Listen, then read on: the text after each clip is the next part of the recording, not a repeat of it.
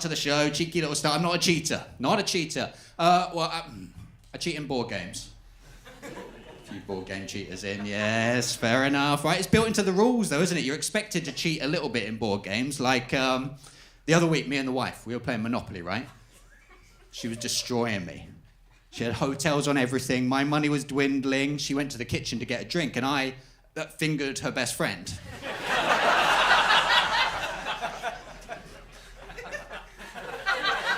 But it's built into the rules, isn't it? You're expected to do a little bit of that, right? No, it's not. Two of those to start the show. Very cheeky stuff from me. Some of you are sitting there like, oh no, I've come to see a bawdy comedian.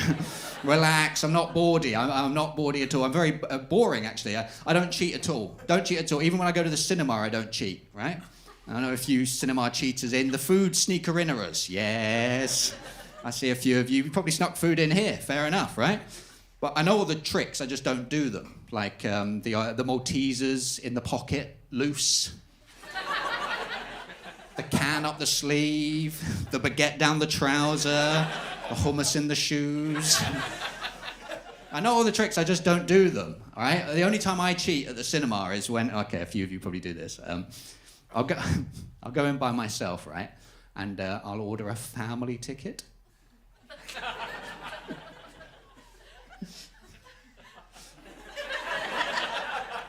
And that means I can buy 4 popcorn combos. They can't judge me. I'm carrying them away and I'll just mutter out loud like, bloody hell, the family's late. Then I go to the fire escape, let the wife in that way. They can't stop me. No, let's get back to the wife, actually. Let's get back to the wife. Very boring phrase to say, isn't it? Let's get back to the wife. It's like I'm about to say, hey, should we put on Coldplay and try out Missionary?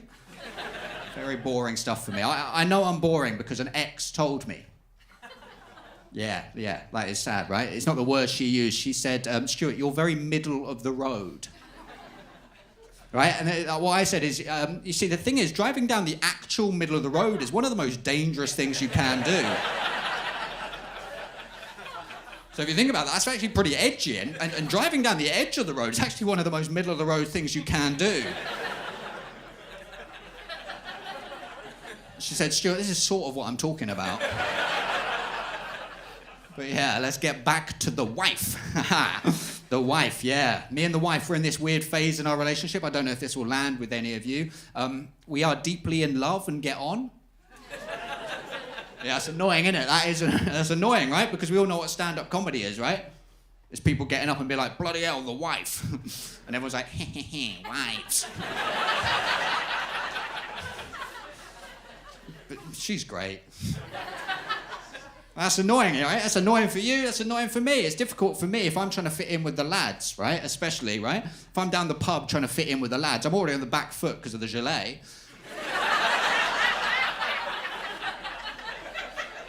Okay, some of you are like, oh, thank God he mentioned it.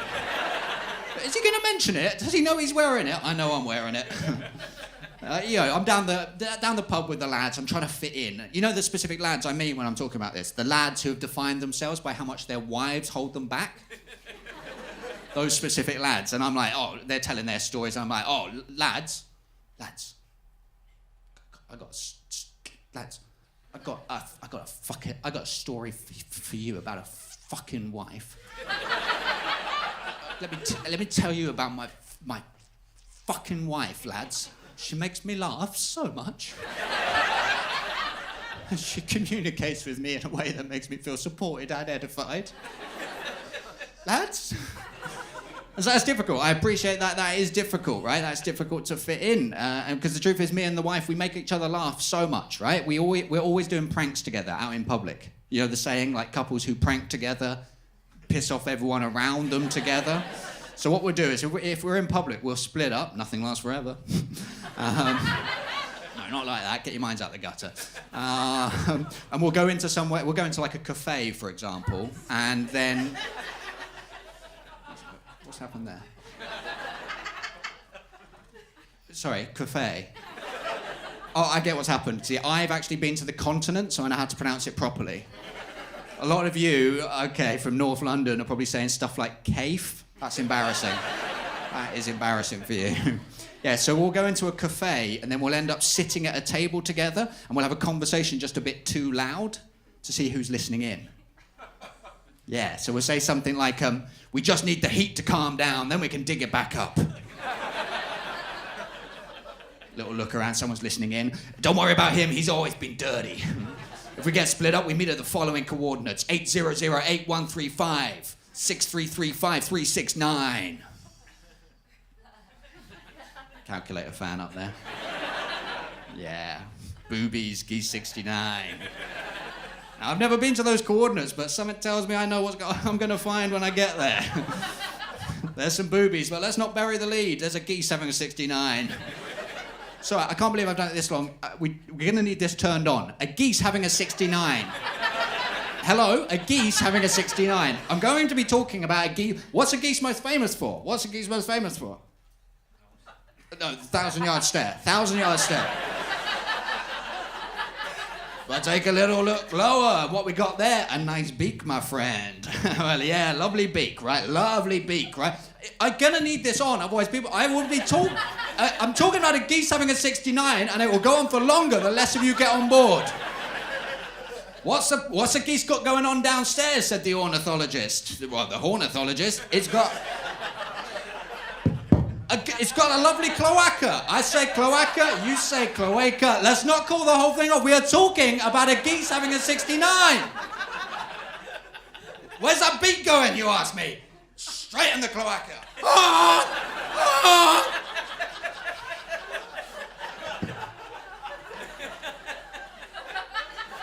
What's the worst thing about having a 69? People scream at me in the street every single day. Let me tell you, it's this bloody human neck of mine. Am I right? You're telling me that any of us would be here if these bloody necks were holding us back? We'd all be at home right now, 69ing. You think I'd be here? Call the wife. Tell her I am on the way. What's a geese got? A lovely long neck. They're 69ing till the cows come home. Okay, fine. Let's get back to the wife. The wife, she played a prank on me recently. This is good stuff. She played a prank on me, right? She subtly adjusted all the clocks in our house, right? So by the end of the month, they all ended up 10 centimeters lower. I thought I was getting taller. And for someone who slouches, that left me feeling supported and edified. She is a good wife. She's a good wife. Now, that's a fun start to the show, right? We're 10 minutes in, right? I like doing that routine, fun routine. I'd say the only thing, in my opinion, that could make that routine better is if I actually had a wife. Yeah, because it would be real, right? It would be real, it would be true, and I wouldn't be so lonely. Whereas now we're in a situation where you're just like, what's going on? You just lied to us for 10 minutes. What the hell is going on, Stuart, right? And even worse, did you just make up a female character and not even give her a name? There's a problem with female representation in storytelling as it is. Yeah, you got me. But if I could come back at you, not one of you put your hand up to be like, does she have a name? So we're all guilty, I'll take us all down.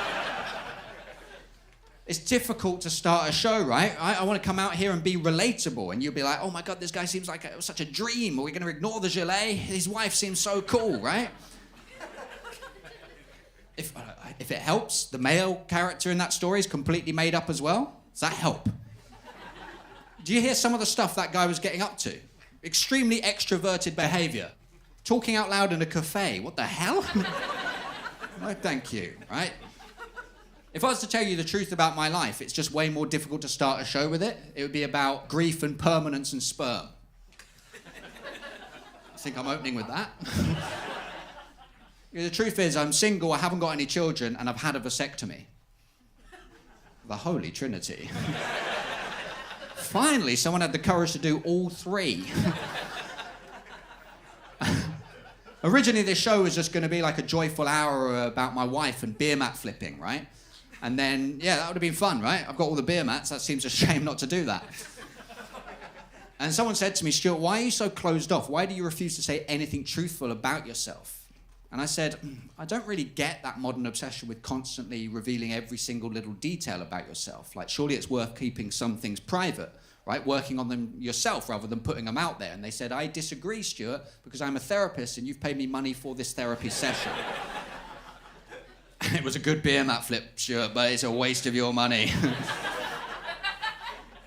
The beer mat flip bit's not true, but let's have a bit of fun along the way, right?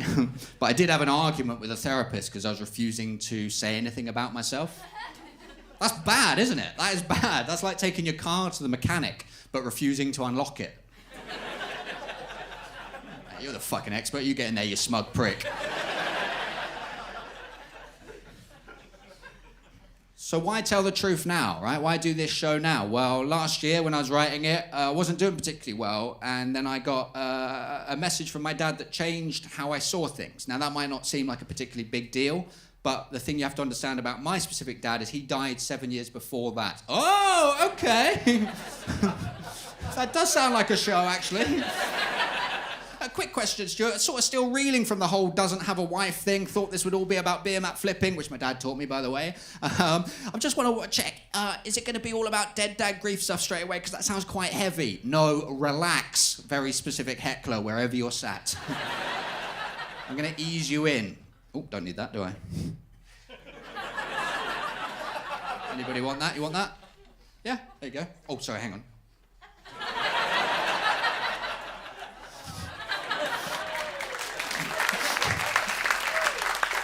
He said, all right. So yeah, I'm going to ease you in. That's the point of the show. I'm going to ease you in like getting into a pool, right? Centimetre by centimetre, first the toes, then the ankles, then the calves, then the penis, then the knees, so on. You can't just jump straight in, right? I finally feel licensed to talk about that on stage, but if I'm going to do that, I've got to stop lying. So this is going to be a show where I tell you truthful, uncomfortable things about myself in order of increasing vulnerability. So I'm going to start with vasectomy. No, I'm going to start with gilet. Then I'm going to go on to vasectomy. Start with gilet. Then on to vasectomy, child-free, single, grief. That's the show. Should we start getting in the pool? I started wearing a gilet on stage maybe 10 years ago when I started doing shows. Look, any gilet fans in?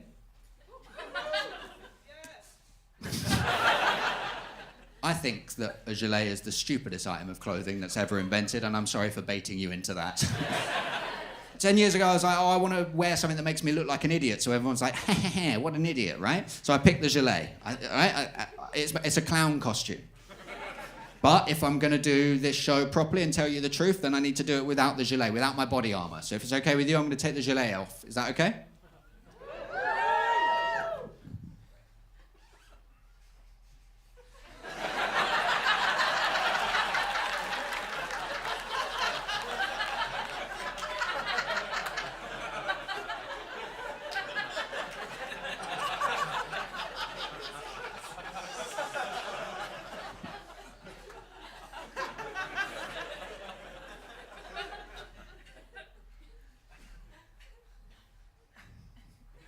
Sort of annoyed that that's technically the best joke I've ever written.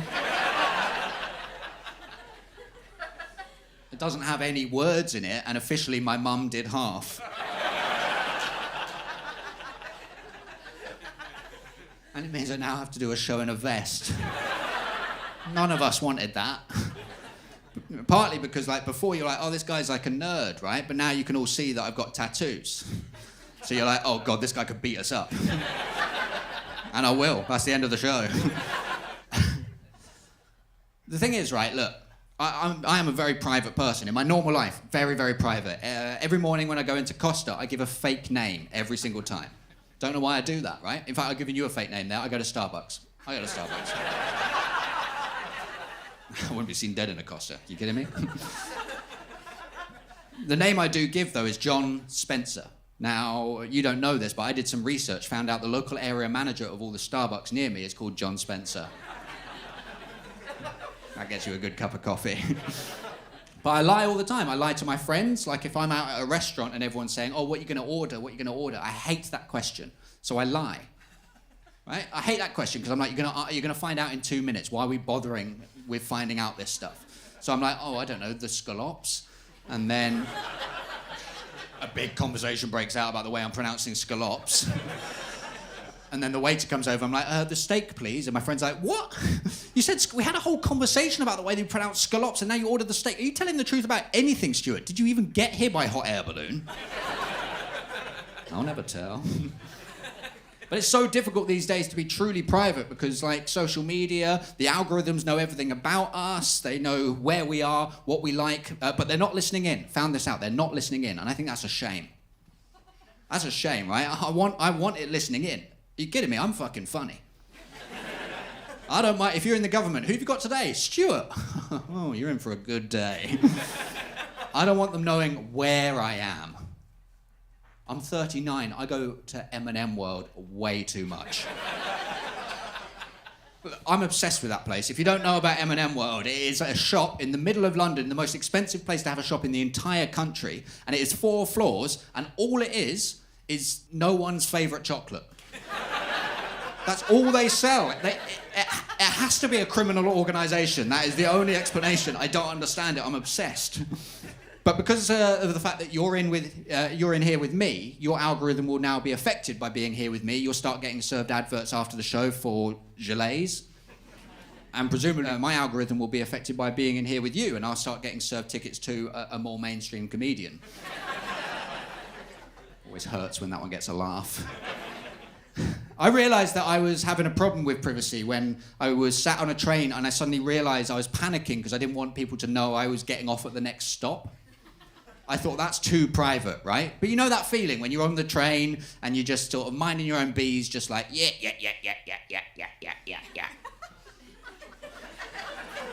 You know that feeling? You're just minding your own bit, yeah. Sorry. Yeah. You know that feeling, right? Yeah. Sorry, I know what's happened here. Bees. It's short for business. It's not normal length for bees. If any of you are like, oh, I could take bees on a train, trust me.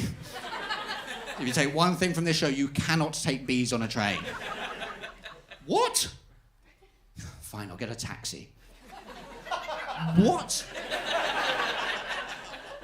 Fine, I'll take the hot air balloon. But yeah, I was sitting there just like minding my own bees, just taking it all in. Yeah. And you know that feeling, and then you spot them, right? That person, they're putting on their coat, they're packing away their book, and you think, you fucking mug.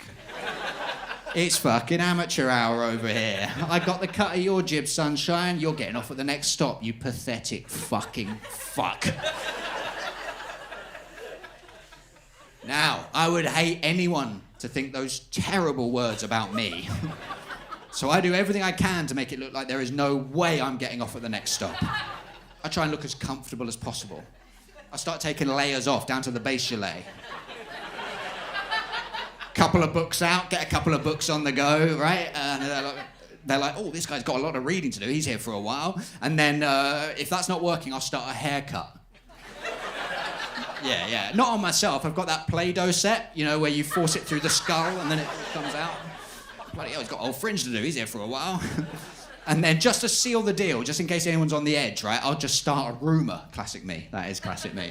And we all know how rumours work, right? You say something subtle that someone wants to gossip about. So the person next to you hears it, like, oh, I've got to tell everyone. I've got to tell everyone on the carriage. Right, something subtle just to tease the fact that you might be on the train for a little while longer than they expect. Just something casual. Just be casual, just for them to, just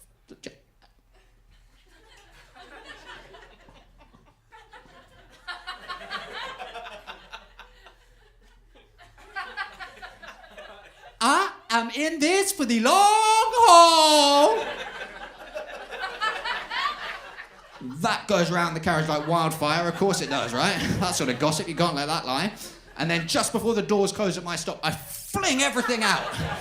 Gilet flapping in the wind, Play-Doh hair going everywhere. I dive out after it. Everyone's like, what?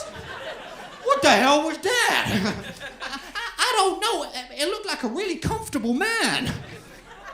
I heard rumours he was in it for the long haul. Yeah, I even took a photograph of him just in case someone asked me to design a pamphlet about how comfortable train travel can be.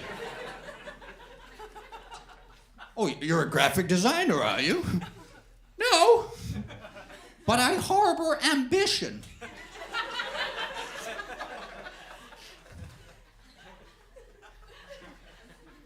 You're human.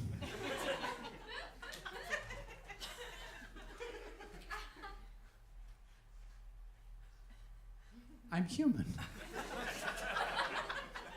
And then they kiss.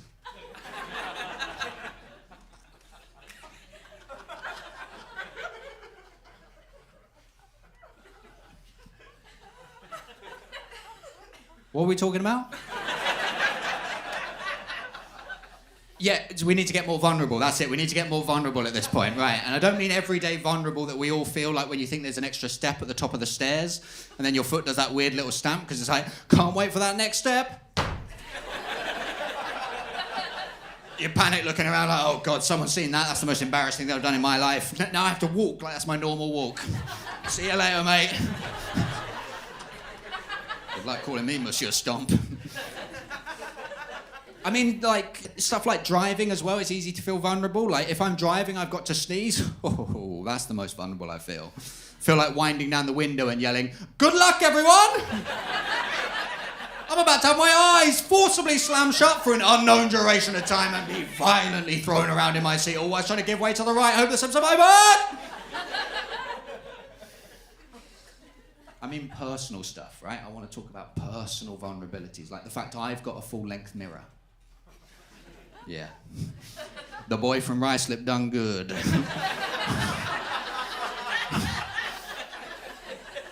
Now, normally when I clean that mirror, I clean it on the wall, right? One time I made the decision to take it off the wall, lay it on the floor, clean it that way. Don't ever do that. It's the most accurate and harrowing way to see what it looks like to have sex with yourself. Just looming over it, like... Is that good? Do you want bigger circles? Gentler, yeah, gentler. Less fingers? Do you want me to spit on you? Oh, okay, a room full of virgins, is it? Interesting, okay. I said to the Pleasance, no virgins, thank you. Unbelievable. Sick of playing to virgins.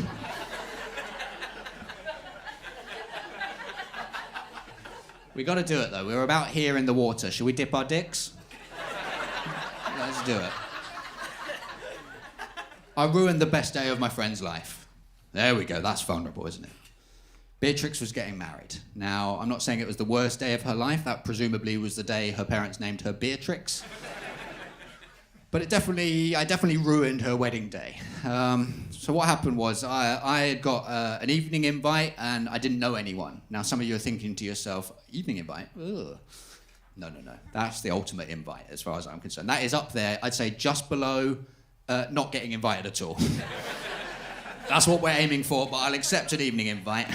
That's like calling in sick to work but still going to the Christmas party in the evening. I remember I got there, I congratulated Beatrix and Mark on their impermanent connection, nothing lasts forever.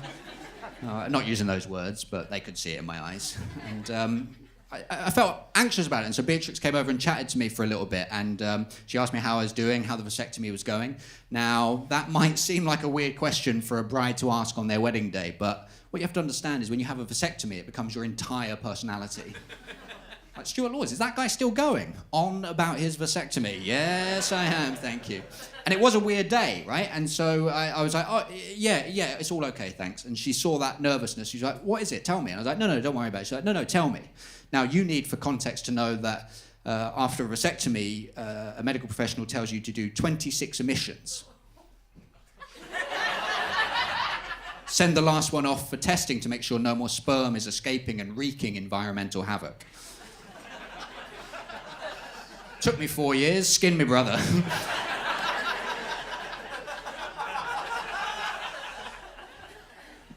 No, 12 weeks. 12 weeks. 12 weeks is what they told me, right? They said 12 weeks, please. And technically that means that a medical professional is saying, you gotta come twice a week, boy.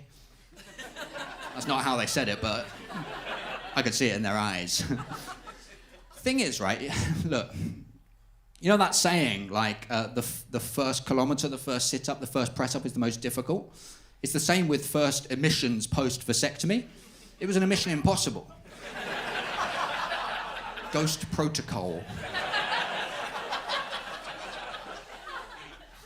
And you don't want to be behind schedule early on, right? You don't want your mum to come over and see your calendar and be like, why are there 4 E's on that day? You don't want to know about Mega Wank Sunday, Mum. And it's live!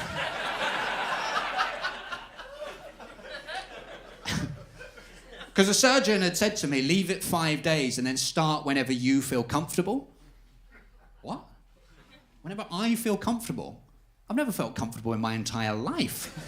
I once had to leave a pub because there was a radiator underneath a hand dryer and it made me feel sad.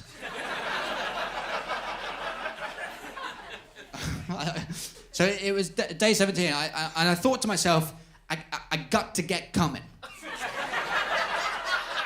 I got to get, right? I was saying that into my mirror. You got to get coming. That's what it's like to have sex with me. You got to get coming.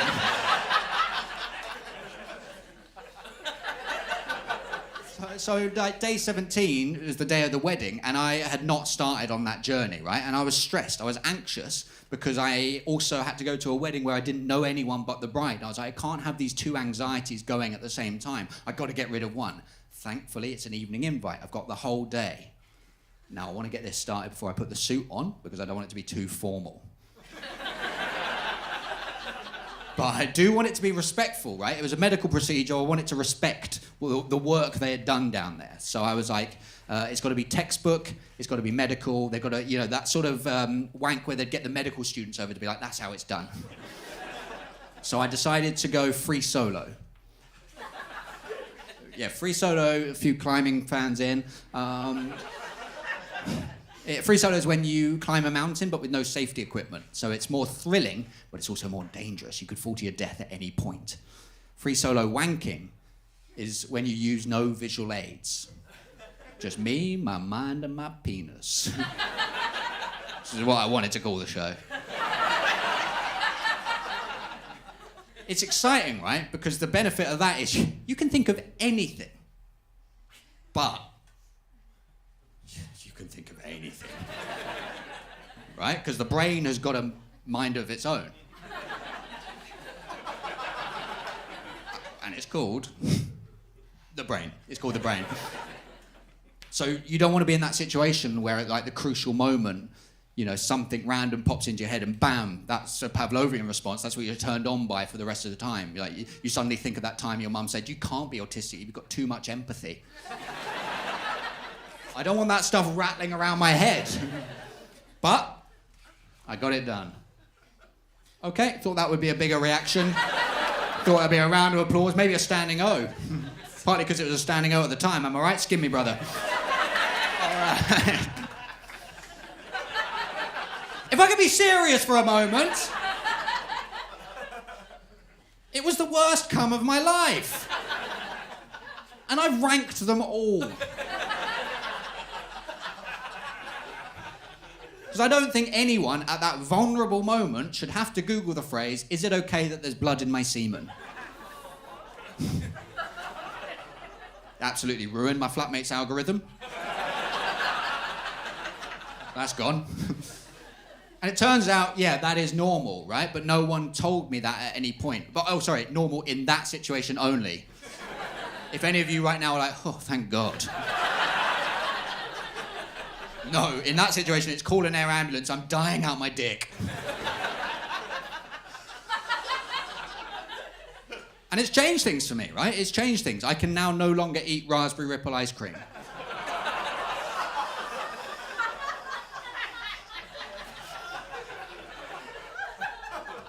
And as I finished saying those words to Beatrix,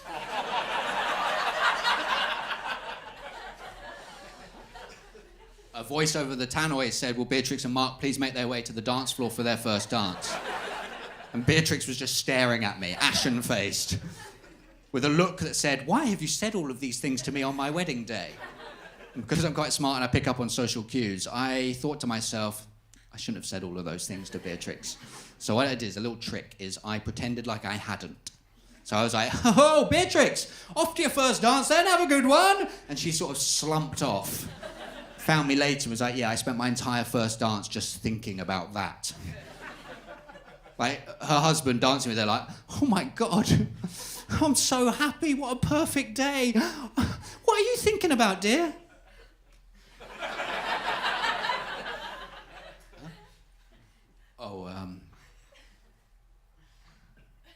Muller fruit corner. With the yogurt, with the compote. That is served sort of as an advertisement for vasectomies, if anyone is interested in a vasectomy. Is anyone here a member of the V gang, actually? Anyone take a trip to V-Town? Anyone with a sweet V? No? Pop up a V for me, though, would you? Yeah, and lock it in. Oh, that was visceral, wasn't it? You look like you quite liked it, to be honest. In my opinion, I don't think I've gone that far before. And our webbing touched webbing. I don't know, I think that's the most intimate I've ever been with anyone. I don't think webbing should ever touch webbing. If you are interested, I've got a discount code. VASEC2U, that gets you 10% off. Gets me 10% off my next one. Can't wait. I'm addicted. Snip, snip, take more this time. I got it done because I wanted to make it official, right? I've never wanted children. I decided, let's make it official. Now, people decide to not have children for so many different reasons. But for me, it's very simple. I don't like the idea of spending £190,000 and 18 years of my life trying to teach a tiny psychopath empathy. Just so they can then move out and spend 45 years blaming me for why they can't form any emotional connections. Then have 20 years of them popping over, maybe once a year, to tell me my views are old-fashioned. No, thank you. Well, that's your culture. I'm not going to criticise, right? But just because my bloodline's ending, does that mean that I've given up on the planet? No, I'm a good guy. I'm doing my bit for the environment. Yeah, I recently quit fish. Yeah, good point. Can they quit me? Yeah, they can. And the thing is, right, at a party recently, someone's like, oh my God, that's so cool, Stuart. That's so impressive. What a big move to quit fish. Was that a big part of your diet before? Is that a big shift? No, not really. I barely ate it, to be honest. But that's what environmentalism is. It's making tiny adjustments in your life so you can then be smug at parties. So when I found out that having a child in the developed world is by far the worst thing you could do for the environment. You mean me just doing exactly what I want? Makes me more environmentally conscious than any parent I know. Inject that, no, hang on, frack that into my veins. That means I now do what I like and no one can have a go at me. I flew here. I'm flying everywhere. I eat beef every day. Don't even swallow it, spit it straight back out. I bought a diesel car, worst performing one you can get. I don't even need it, got the plane, right? What I do with the car, I'll go into an ultra low emission zone, pull it over to the side of the road, pay my money, slip into neutral, top revs. Get my money's worth. Half an hour later, police coming over. Excuse me, sir. Oh, don't worry, I've had the snip. Carry on. My emissions are clean.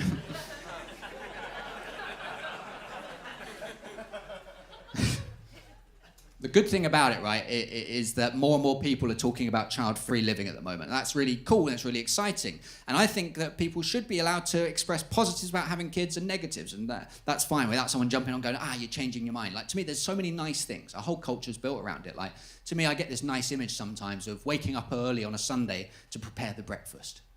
Yeah, you go downstairs in the chalet and you've got your morning gelée on and... You're getting all the cereals out, right, on the breakfast bar. I've got a breakfast bar, I'm doing all right, right? And, 7 different cereals. Which one are they going to pick? Cocoa Pops every time. I'm pouring the milk into a carafe, right? I've got a carafe, right? Condensation coming down the side. I hear their door open upstairs. Oh, they're up. Their little feet pitter-pattering on the landing. Oh, my God, they get excited because they hear Dad's downstairs. They start sprinting down the stairs to see me. And on the last step, they just stack it. And I happen to be filming? Maybe I want to be a dad. That sounds fun. That does sound fun. But then I think about the scary things. And I think we should all think about the scary things. Like, parents should be able to say that having a child can be terrifying. To me, the scariest thing I can think of is you get home early, right? The whole house feels cold. You go up to their room, open the door. Oh, no, it's happened. They've been possessed by the devil. You kid it? Look, I'm not going to mince my words here. That would spook me out. I'd find that so spooky. And some of you are taking this in your stride, but you have to admit to yourselves that's spooky. It's on the ceiling. It is on the ceiling, right? It's lank-haired, all greasy, saying stuff like, "Your mother sucks cock in hell." That's your grandmother, young man. She's not even dead. Don't ask about the other stuff. I don't want to know. And it's scuttling. It's scuttling. Are you telling me you'd be fine with it? It's scuttling on the ceiling, wherever it wants, wherever it pleases. You know where it gets? Right, here we go. This will freak you all out. You know the bit? It's the bottom of the stairs, top of the ceiling. Longest distance in a house between floor and ceiling. It's up there. I'm never getting that down. You get the cobwebs while you're up there? That sends it into a rage. Of course it bloody does. It's got the devil in him, right? Comes flying at me, and I'm like, look, I don't want to show off, but look, I've got normal adult length arm. That's a normal adult length arm. This child, that long. Stronger than me. I ain't going to deny that, but I'm taking it over a few rounds because I've got the reach. It's coming at me like, trying to get at me like that. And I'm like, oh, shit. Fuck off, sunshine. Crashes into a wardrobe, back on the ceiling, scuttling. Oh, shit. Fuck off, sunshine. I set up 7 vases just in case this happens. Bam, bam, bam, bam. I think I want to be a dad. That sounds good. If I was to quit comedy, and I won't, so don't even try to get me to.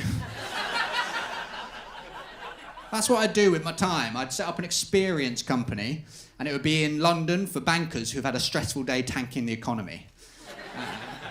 It's a playground, and I've got like 10 possessed kids, and they can just come down and fucking fling them about. Down in Canary Wharf, right? Have a nice time down there.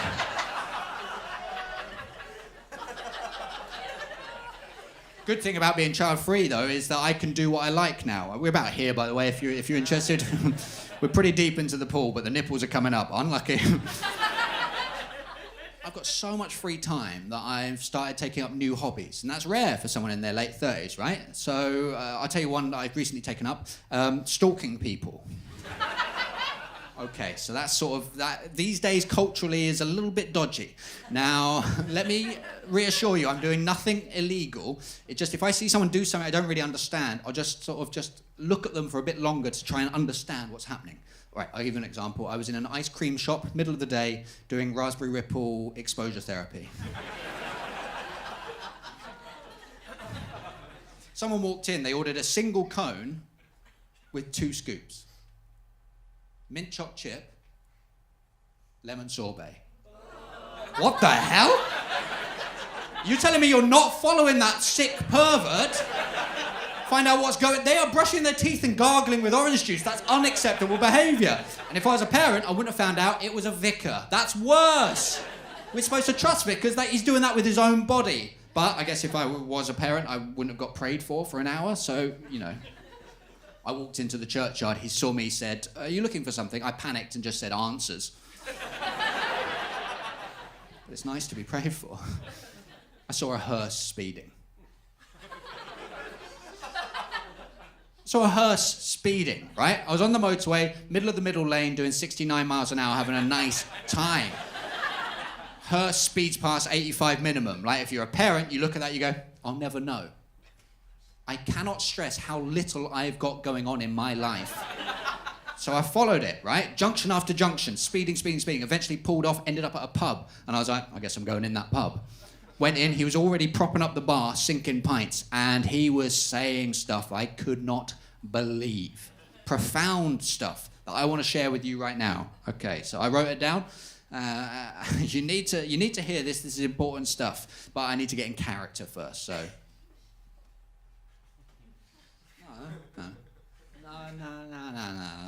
No, listen to me.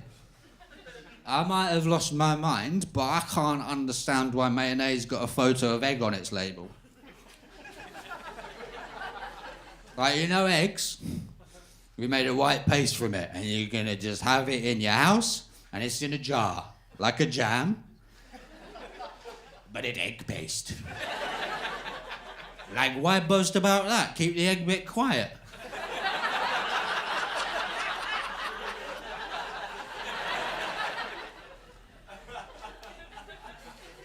End of the night, 8 pints in maybe, goes out to his car, goes to get in it, and I'm thinking, can't have that. Can't have him drink driving a hearse. Like he's out there drumming up business. So I offered him a lift home. And he got in, and I said, oh man, that egg paste stuff's bang on. And he was like, yeah man, I've always thought it. What about you? You got a wife? And I was like, yeah, for the first 10 minutes so everyone thinks I'm normal. You got kids as well? And I gave a cut-down version of what I told Beatrix. By this point, I had learnt what is normal to say. And he just stared at me at the end, and I thought, here we go. He's going to say the thing that people of his generation always say. It's things like, oh, you're being immature, you'll change your mind, you need a legacy. But he just stared at me, and he said, huh. All right. That means that you could have sex with a time traveler.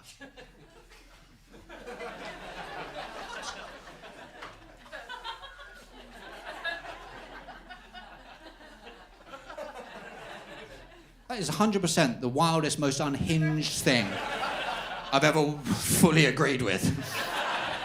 He's bang on, isn't he? That is accurate. Because what's the danger of having sex with a time traveller? You become your own grandparent. Yeah, if you're from a sexy family. And then that creates a time loop that rips apart the fabric of the universe. But I'm barren, baby. My dick ain't creating any temporal paradoxes. And I'm not saying that I'm single because I've been saying that to anyone in particular. I'm single for a lot of reasons, right? Not just that as a chat-up line. I'm single because I don't like the apps. I don't like the apps. I've said it. I know that's unacceptable to say in this day and age. I don't like the apps because I don't think there should be that many people proud of the fact they've been to Dubai.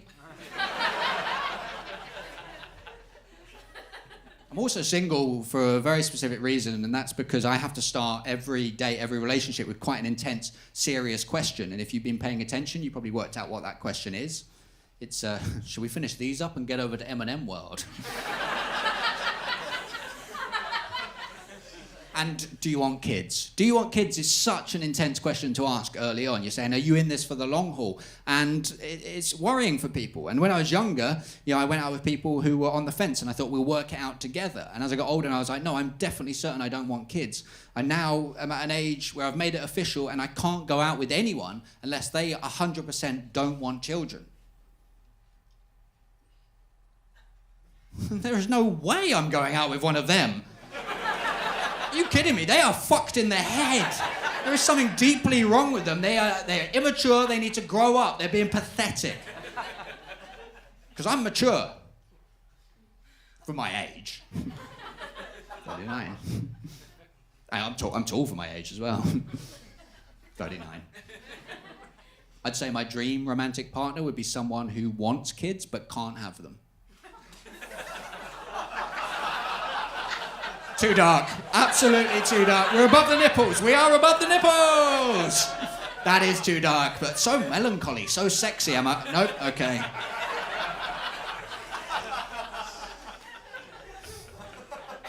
That bit is in there just to make the grief section seem lighter, right? Look, I do need to fast forward through the next bit. We're so close to the end now, but this next routine is about a date I went on, but I just think I'll just fast forward through it, do the punchlines, basically. Think of it as a bonus track. So we went to a zoo. We drove there through a village that had one of those signs that said, thank you for driving carefully. I hate that. Because I wasn't. I was on my phone the entire time. The only thing worse is when they don't have one of those signs and you're like, well, what was the fucking point? Turn around, put the blindfold on, we're going back through. But we went to a zoo, right? And I don't know if it was going well, but I do know that she didn't like me constantly going, well, that's a given.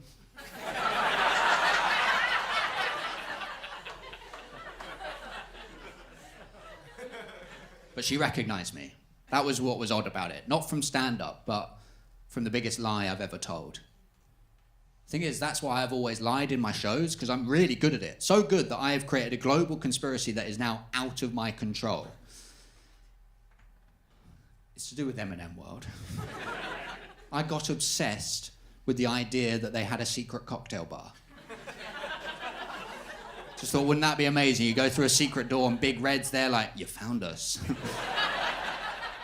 And so me and a friend went to M&M World in London and we filmed ourselves hunting for it, pressing doors, like pulling on levers and things like that. And we had also snuck in a couple of cocktails and some glasses, poured them out, posed like, we found it. Posted that online, it got millions of views. There was a Time Out article that said, have you found the secret cocktail bar at M&M World? There are podcasts about it. There's so many videos of people being told by staff members, it isn't real. He made it up. And that has convinced people more that it is true. I know this for a fact, because a friend of mine dated someone who worked there. They had to have a crisis meeting to decide how to deal with the situation. And it is out of my control now. It is out of my control. People are posting stuff like they will only let you through the door at a specific minute each day, and it changes each day. I never said that. Someone else wrote, there isn't one at the London branch, but there is at the Orlando one. Good luck. I didn't even know there was an Orlando branch. So when people say to me, Stuart, you need to have kids, you need a legacy. Fucking legacy. So let's do it. We're about here in the pool now, and we've got that final grief section to go. But I guess, technically, our hair's not wet yet. So we don't have to do it, and we could still go to a business meeting. But should we do it? Should we fully submerge? Let's do it, right. Now, I think you know that I use jokes to cover up stuff that I feel uncomfortable talking about. So the point of the show is to be more open and to be more straightforward, so let's just do it. My dad died. He died during childbirth.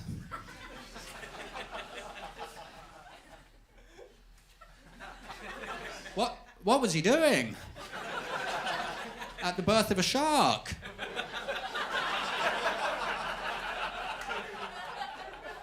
Okay, I think that's made it more awkward. Relax, it was alcoholism. Okay. All right, that's less awkward, isn't it? It's a fun liquid drug for legends. Lads! I see what I did, and that's on me. I introduced Shark Attack, which is everyone's greatest fear, right? But no one's scared of a big night out on the Prosecco, am I right? I actually got the show title from the care home he was in before he died. I went there once, went to reception, said, is Mr. Laws here? And I heard a voice in the back room say, Mr. Laws, is that guy still going? That's funny. Their job is to keep track of who's alive, and they couldn't work it out.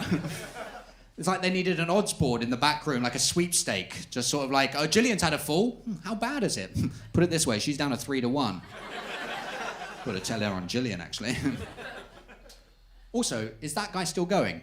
That's a compliment. Medically, they're saying there's no way that guy should have still been going. And it's the same with me in comedy. Stuart Law, is that guy still going? Good on him, he's enjoying himself. I remember when he died, me and my sister had to go over there and throw away all of his stuff. Because that's what you have to do when someone dies. It's like, time to grieve, is it? Nope, you got some tidying up to do, you little maniacs. And we had to throw it all out because he was obsessed with World War II. And neither of us had a need for a framed, signed photo of a Spitfire. Who signed it? Did the plane sign it? Why are there no framed, signed photos of me or my sister? That one I can answer. Neither of us have won an aerial duel with a Messerschmitt. But we haven't been given the opportunity. And we couldn't take it to a charity shop either, right? Because if they put it up in their window, it would look like a nationalist rally. So obsessed with a war that ended 2 years before he was born. I get it, boomers. I'm the same with the Falklands. And so we were going through just chucking stuff out, occasionally showing something to each other to be like, oh, do you want this? And it'd be like a VHS box set of like The Greatest War, now in colour, more visible blood. I don't want more visible blood. And then my sister showed me the George Harrison Cloud 9 album. It was playing as you were coming in, and I was like, yeah, great, I want that. I remember listening to it loads when we were kids in the back of the car. There's so many bangers on there, like Got My Mind Set on You, Just for Today, I Used to Be in the Beatles.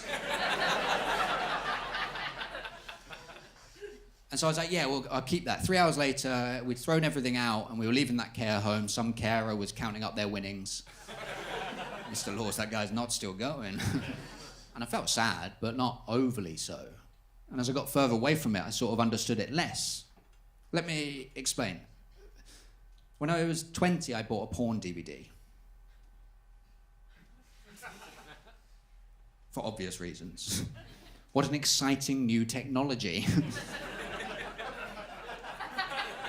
A digital, versatile disc. Let's see how versatile this baby really is. And I remember it arriving, ripping open the packaging, running upstairs, I had the golden ticket, putting it in the DVD player, pressing play, and immediately realizing I hated owning that DVD. Second worst cum of my life. Official ranking. I don't think anyone should own porn. Rental only. Same with the bouncy castle. Like, if I knew someone who owned a bouncy castle, I'd have questions. Or one question, how do you explain it to the police? But I remember feeling like I wanted to throw that DVD away, but also being like, well, I've only just gotten it, so I can't do that yet. And then a few months passed, and I was like, oh, now's the time to throw it away. So I was like, can I put it in the family bin? No, that feels too close. At the same time, I can't put it in a public bin. That feels too exposing. Like, what if a child finds it? Or even worse, a homeless person. Who doesn't have access to a DVD player. What a terrible tease. And so this adult DVD stayed in my room and lived large in my adult mind. And then time came to move house, and I was like, well, I can't get rid of it now, but I can't put it in any of the boxes. So you know what they say, keep your friends close, your enemies closer, and when you're moving house, your porn DVD in your inside pocket. I've moved house maybe 6, 7 times since then. It's come with me every single time. It's over 18 years old now. It can watch itself.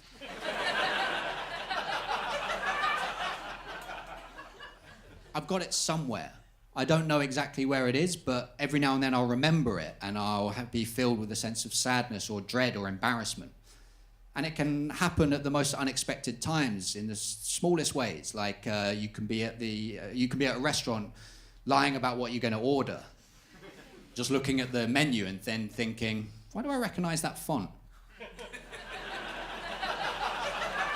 And in that moment, when your friends are like, everything okay, Stuart? You can't be like, oh yeah, the font on the menu reminds me of my porn DVD. So you lie, right? You bottle it up. You pretend like you've never even watched porn, let alone have been living with some for longer than any relationship you've ever had. And that's what grief is. It's a porn DVD that you really want to get rid of, but you'll never be able to. It will do unexpected things to you at unexpected times. Maybe that's why I don't want kids. Don't like the idea of the burden passing on to them. You know, when I die, they come over to my flat to throw away all my Falklands memorabilia. That framed, signed photo of a Harrier jump jet. And then finding that DVD and one of them being like, oh no.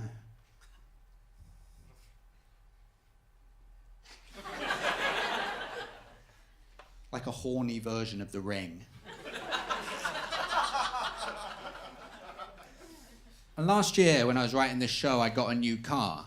I took that CD, that George Harrison CD, inside for the first time because the new car didn't have a CD player, nothing lasts forever. And I was interacting with it in my bedroom for the first time. And, you know, normally I was just, I don't know, reaching for it whilst driving, desperately trying to hold in a sneeze. But there in my room, it suddenly felt different. I opened it up, I took out the sleeve, and a beer mat dropped out of it with a note written on it. Now, beer mat flipping is something that my dad taught me when I was younger. He would take me to work in men's clubs and pubs and sit me down and teach me how to do beer mat flipping. And I would just fixate on that for hours and wouldn't notice how much he was drinking. They are very smart, aren't they, these alcoholics? So let's end the show with that. I'll do a beer mat flip, and then I'll put that note on top and read it out. So how many should I do? 10. That's nice. Yeah, all right, let's do 10. That's a lovely idea. I need you to know, by the way, that I know it's not okay to carry around a porn DVD for eternity. I need to address that. But grief, yeah, that's okay. And I don't mean that initial wave of sadness that I felt for a loss. Long grief is different. It lasts forever, it's unpredictable, and I'll always carry it closer than everything else in my life, but it should be talked about, and I spent a long time not doing that. The only thing that makes it destructive is not acknowledging it and making it something you can't be honest about, you can't joke about, you can't be a normal part of my life. Whatever else you choose to make permanent or hope permanent in your lives, whether that be child-free or child-full, married or lying about being married so as to trick an audience of people into listening to a man slowly reveal way too much about himself. Long grief will be there. And it will do weird shit to you that doesn't feel real. But if that's always with me,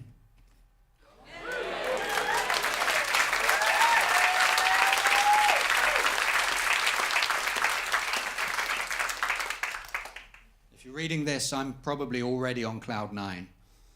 Nothing lasts forever. Enjoy the album. I've marked my favorite songs, not the bonus tracks. Fast forward past them. Just for today, go easy on yourself. Hope you can use this in one of your stand-up shows. Dad.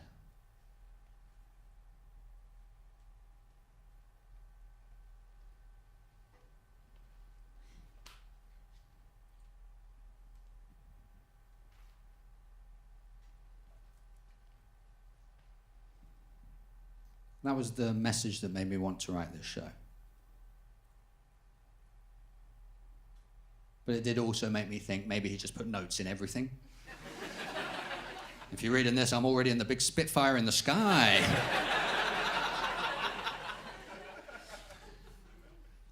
It's about permanence. Almost nothing lasts forever. But when you become a parent, you can't ever stop being a parent. I made a choice on that. Once you're someone's child, you're always their child. And once grief enters your life, it never leaves. And I didn't have a choice on that. As I slipped that note back into the album, closed the cover, staring at that face, that George Harrison album cover that was so familiar to me. It had been with me my entire life. I'd had that album with me for 7 years without knowing that that note was inside it. And it changed things. I felt this wave of emotion rising up, submerging me.